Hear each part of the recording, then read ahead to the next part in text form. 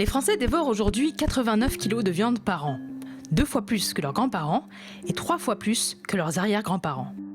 À l'échelle mondiale, ce sont 65 milliards d'animaux qui sont abattus chaque année pour satisfaire nos appétits toujours plus carnés. Si la croissance de la consommation de viande ralentit ou stagne en Europe et aux États-Unis, elle est en plein essor dans les pays en développement, Chine et Inde en tête. Conséquence, la production mondiale de viande a quintuplé entre 1950 et 2000.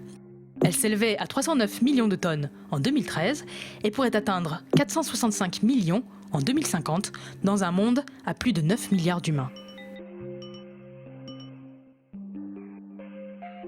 De toutes les viandes, c'est la volaille qui a connu la plus grosse envolée. La production de poulet, poules et autres dindes a doublé en 10 ans, rattrapant celle de porc, loin devant les bœufs, les veaux, les ovins et les caprins.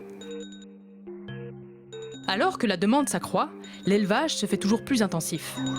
Pour exemple, le nombre de porcs vendus par une ferme américaine a bondi de 945 à 8400 par an en près de 20 ans. Aux États-Unis toujours, le poids d'un animal à l'abattage est passé de 67 kg dans les années 70 à environ 100 kg aujourd'hui.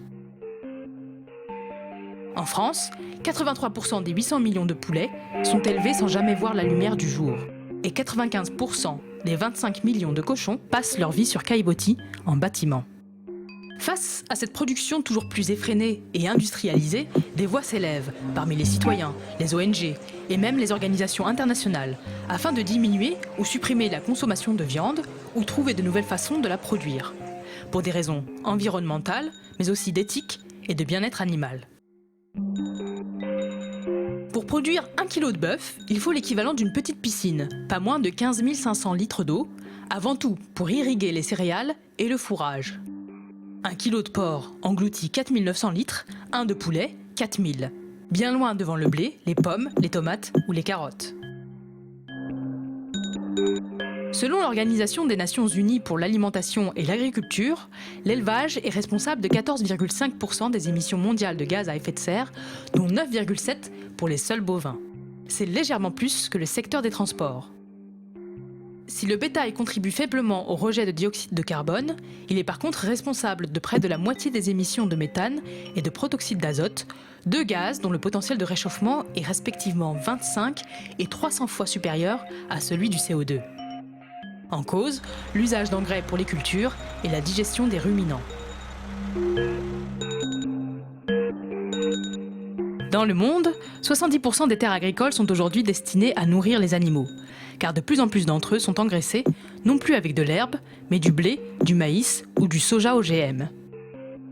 Or, pour produire 1 kg de viande, il faut jusqu'à entre 7 et 12 kg de céréales.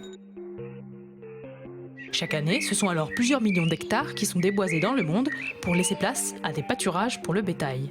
On estime que l'agriculture est responsable de 70% de la déforestation, en particulier au Brésil, qui possède le deuxième plus gros cheptel bovin au monde.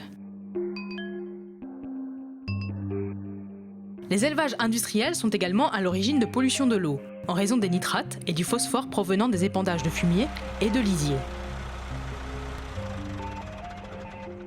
Les rejets de pesticides et d'engrais contaminent également l'environnement. En Bretagne, le phénomène des algues vertes est ainsi attribuable aux élevages porcins intensifs. Les animaux sont toujours plus élevés dans des conditions exiguës et cruelles. Ils passent une vie de plus en plus courte, maltraités, surmenés et reçoivent de fortes doses d'antibiotiques et d'hormones de croissance avant d'être abattus. Depuis le début de cette vidéo, 495 000 animaux ont été tués dans le monde pour répondre à notre demande insatiable de viande.